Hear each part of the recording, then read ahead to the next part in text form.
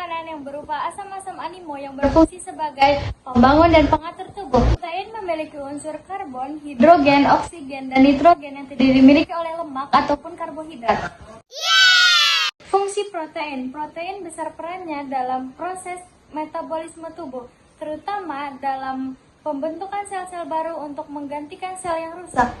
Fungsi lain dari protein adalah yang pertama sebagai enzim, yang kedua alat angkut, yang ketiga pengatur gerakan, yang keempat penyusun jaringan, yang kelima protein cadangan, yang keenam antibodi, yang ketujuh pengatur reaksi, dan yang terakhir atau yang kedelapan adalah pengendali pertumbuhan.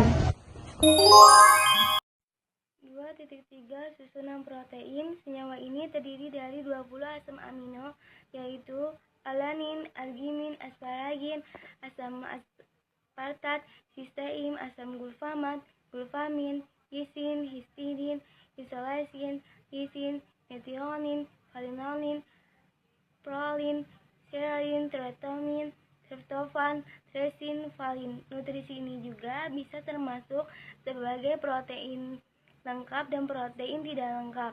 Protein lengkap merupakan senyawa yang memiliki 20 kandungan asam amino, seperti hewani, kedelai, dan quinoa. Sementara itu, protein tidak lengkap adalah kandungan protein yang tidak memiliki 20 asam amino, seperti kacang-kacangan dan biji-bijian merupakan jenis protein yang tidak lengkap. Kebutuhan protein. Melansir dari Dictionary Codex for American 2015-2018, berikut ini terdapat jumlah nutrisi nabati dan hewani yang tubuh butuhkan setiap harinya, berdasarkan usia dan jenis kelamin.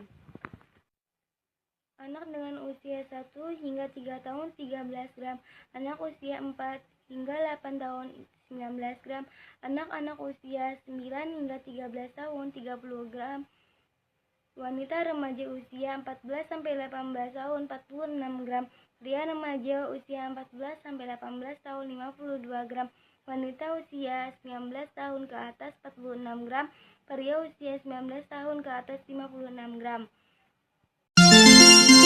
Dampak kekurangan protein. Beberapa gejala yang menjadi tanda kekurangan protein pada tubuh seperti edema, gangguan pada rambut, kehilangan massa otak, gangguan pada tulang, dan gangguan tumbuh kembang anak. Dan dampak kelebihan protein, keinginan untuk berkembang terus-menerus, sembelit, badan terasa lemas, memicu bau mulut, dan kerusakan ginjal. Sumber protein pada makanan. Di dalam makanan terdapat dua jenis protein, yaitu protein nabati dan protein hewani. Nah, yang pertama ada protein nabati. Protein ini terdapat beberapa jenis makanan, yaitu biji-bijian, tempe, tahu, dan sayuran. Lalu yang kedua ada protein hewani. Protein ini juga terdapat beberapa jenis makanan, yaitu daging ayam, makanan laut, telur. Namun telur ini terbagi menjadi beberapa jenis, ada yang omega 3 dan ada yang telur biasa. Lalu ada daging merah dan daging organ seperti jantung, hati, dan usus ayam atau sapi. Manfaat protein.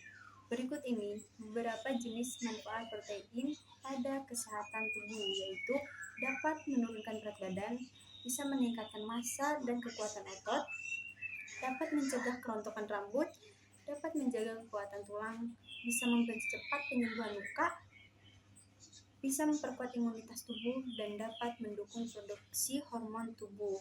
8. Klasifikasi protein.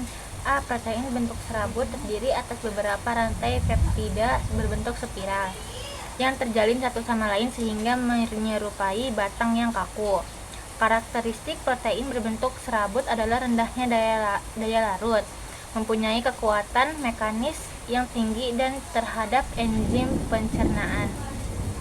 Protein terdapat dalam unsur-unsur struktur tubuh. Kolagen merupakan protein utama jaringan ikat. Kolagen tidak larut di air, mudah berbuah menjadi gelatin bila direbus dalam air. Asam encer atau alkali sebanyak 30% total. Manusia adalah kolagen. B. Protein globular. Protein globular berbentuk bola terdapat dalam cairan organ tubuh. Protein ini larut dalam rautan garam dan asam encer. mudah berubah di bawah pengaruh suhu, konsentrasi garam serta mudah mengalami denaturasi. C. Protein konjungsi. Protein konjungsi adalah protein sederhana yang terkait dengan bahan-bahan non-asam amino. Gugus non-asam amino dinamakan gugus protestik.